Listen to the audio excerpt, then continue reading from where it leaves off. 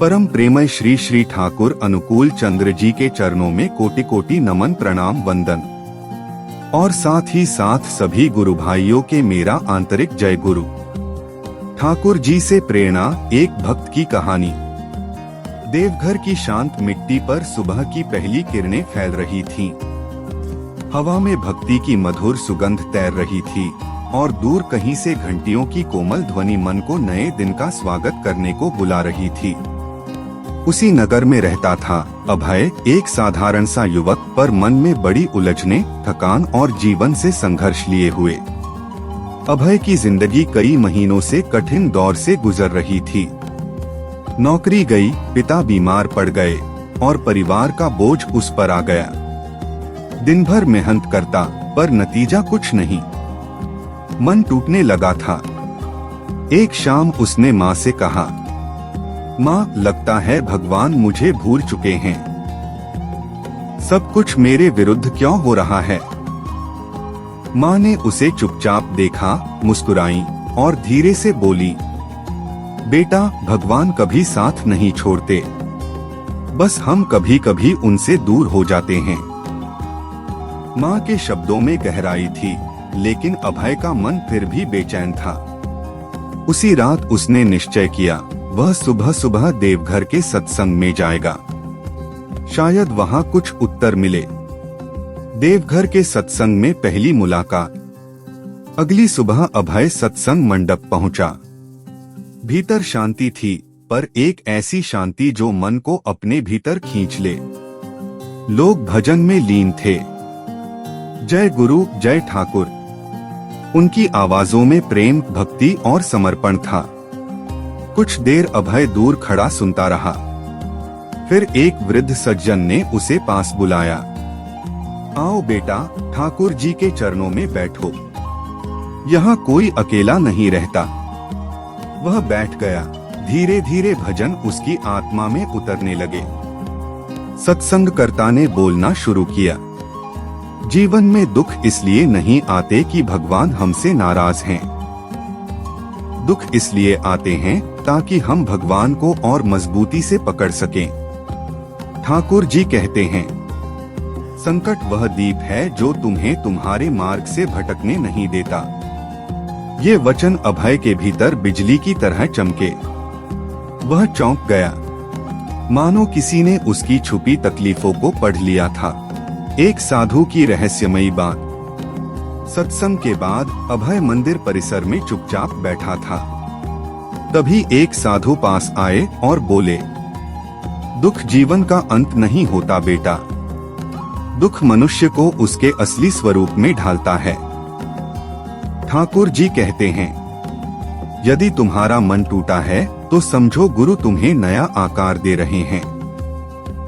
अभय की आंखें नम हो गईं। ये शब्द उसके लिए किसी मरहम से कम नहीं थे। साधु मुस्कुराए, ठाकुर जी से एक बार दिल से प्रार्थना करो, वे कभी निराश नहीं करते। गुरु चरणों में पहला समर्पण।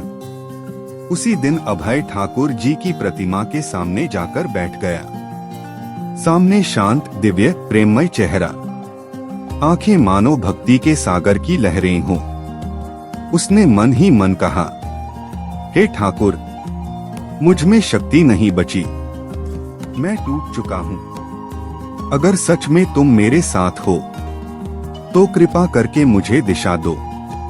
आंखें बंद करते ही भीतर से एक आवाज उठी, उठो, यह समय हारने का नहीं, तुम्हें बनना है और दूसरों को भी बनाना है। अभय अचानक रो पड़ा। ये आवाज वास्तविक थी या उसकी चेतना की? वह नहीं जानता था, पर इतना जरूर जानता था कि उसने भीतर कोई नई ताकत महसूस की थी। जीवन में परिवर्तन की शुरुआत। अगले कई दिनों तक अभय नियमित रूप से सत्संग जाने लगा। वहाँ के लोगों का प्रेम, भक्ति का माहौल और ठाकुर जी के उपदेश, इन्होंने उसके जीवन का नजरिया बदल दिया। वह हर सुबह ठाकुर जी के यह वचन पढ़ता, समस्या से भागो मत, उसे प्रेम और धैर्य से संभालो। हर स्थिति तुम्हें कुछ सिखाने आई है।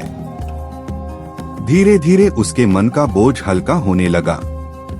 जहां पहले वह असफलता में निराश हो जाता था, अब वही असफलता उसके लिए सीख बन गई। नई राह, नई रोशनी।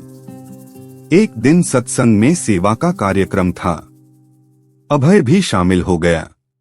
बीमारों को फल बांटे, वृद्धों को दवा दी और बच्चों के लिए भोजन व्यवस्था में मदद की।